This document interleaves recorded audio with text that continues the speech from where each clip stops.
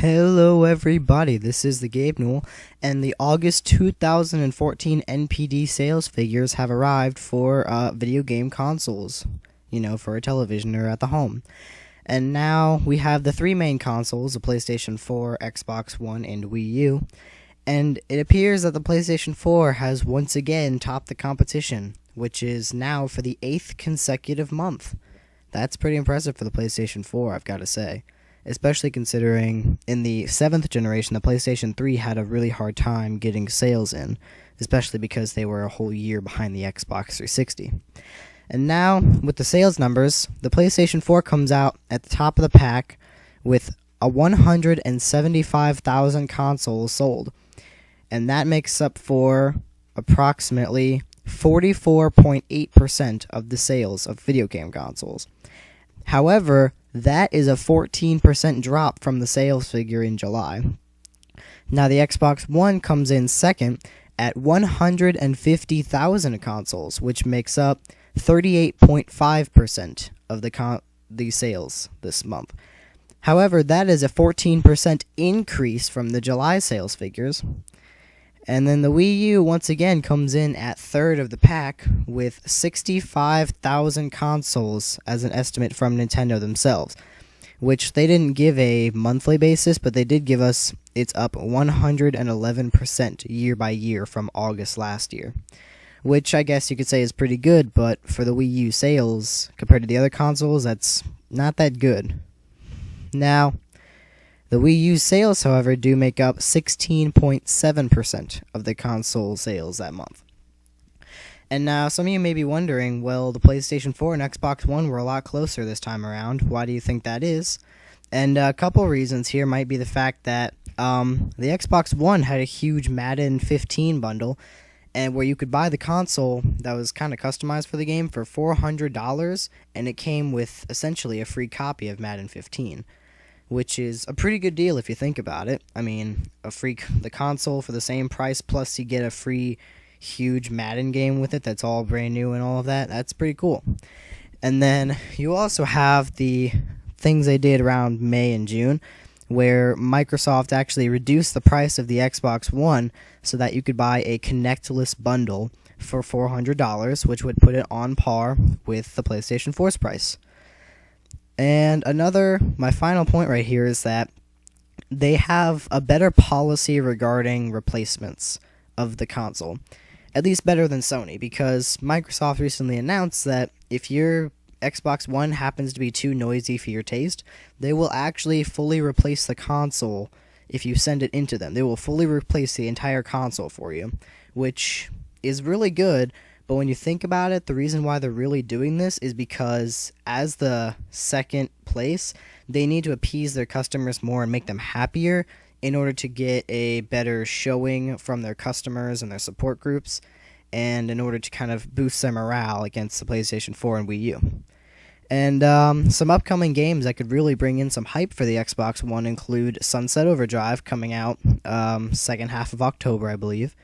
The Halo Master Chief Collection, which is expensive at $200, but still comes with Halos 1, 2, 3, and 4.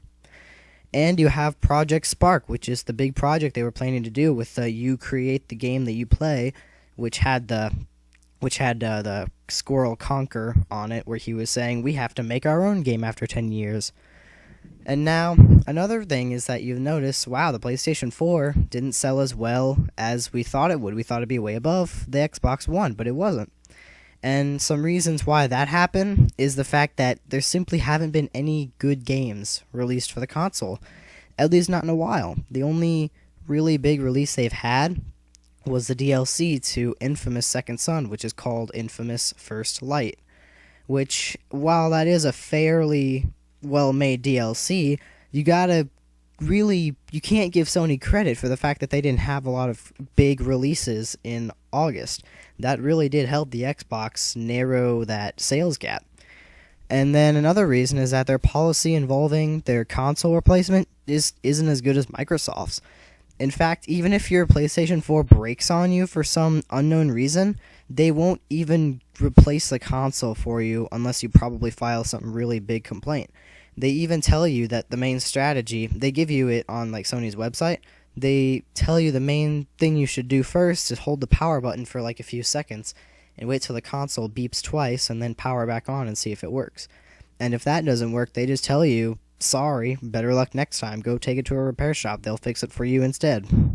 I mean, it's just like you're in first place, and now you're not going to appease the customers. I mean, at least Microsoft is appeasing their customers in order to get a better following. You're just not doing that because you don't have to, because people are eating up your consoles like birthday cake.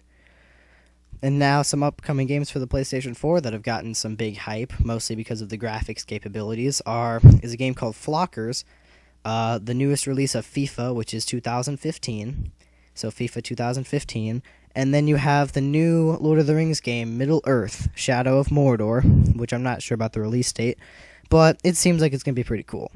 And now, I don't really have anything to say about the Wii U sales.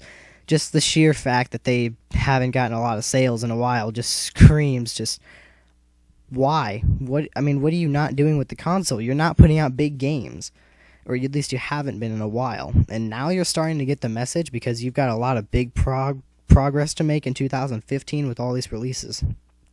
However, that is when Sony is planning to make a lot of their big releases too, because of their E3 press conference. They had a lot of different titles coming out in 2015, which is the same with the Xbox One. And a couple of upcoming games for the Wii U that are pretty much the most important are Splatoon, along with Hyrule Warriors, which comes out September the 19th, and Super Smash Bros. For Wii U, which of course is going to be the next big console mover besides Mario Kart 8. So, yeah. And, I'm going to have a pie chart here that basically just shows the percentages and the fact that the Xbox One really was able to narrow the gap. While they weren't able to beat out the PlayStation 4 sales and break that 8-month streak, it still shows that Microsoft's releases do help prop up sales of the console. And the newest CEOs and stuff of the company and the heads have really been putting their efforts toward putting out a better social aspect of the console. They're really showing people that they're not all about just the business. They want the customers, and they want to let you know that they care about the customers, which before the Xbox One's release, it seemed as if they didn't care, but until people like Phil Spencer came in, they were really not caring. But once people like him came in, it really, really, really made a difference, and I think it really shows. So that's basically all I have to tell you guys. It's just that the PlayStation 4's lack of good games being released besides infamous First Light is, it's just kind of disappointing, and it really did show that not only can Microsoft prop up their sales with good games coming out, but Sony can also lose more sales than you'd think they would because they dropped 14% from last month. Just because they didn't have a lot of good releases, and, they haven't said much about their social standings and what they want the customer to think about them. Whereas Microsoft has been putting a more positive aspect out there, which is why they grew 14% from last month. So it really does show you what the capabilities of just the social standards of a company will do. So, yeah, you can think about that for a little while. And also, a little tip here for Nintendo, you need to make more games that people want to play. I know you have Super Smash Bros. Coming out, and that's going to be a huge console seller for both the Wii U and 3DS. However, you are making weird decisions, like with the new Nintendo 3DS that's releasing in Japan in October. That's a weird decision for you to make, especially considering games are not going to be compatible with that new one if they're only compatible with the original 3DS and 3DS XL. It's halfway shooting yourself in the foot, but only shooting yourself in the pinky toe and causing minimal damage to your toenail. It's not going to help you if you just make new consoles like that. And what if Smash Brothers isn't out for that system? I know Smash Brothers for the 3DS is already out in Japan, and they found a huge, almost game-breaking bug where if you play as Peach and you pick up a turnip in any of the online multiplayer modes, then you're temporarily banned. It doesn't even warn you. It just temporarily bans you. So you need to keep your games in development as long as you need to. Let the public know they're going to come eventually. Put up the hype. Advertise your console more on every media front you can find. And just get the games out there once they're ready and get original, fresh ideas. And you better make games like Bayonetta 2 really, really good, or else that franchise is not going to last, and you are not going to get the sales you want.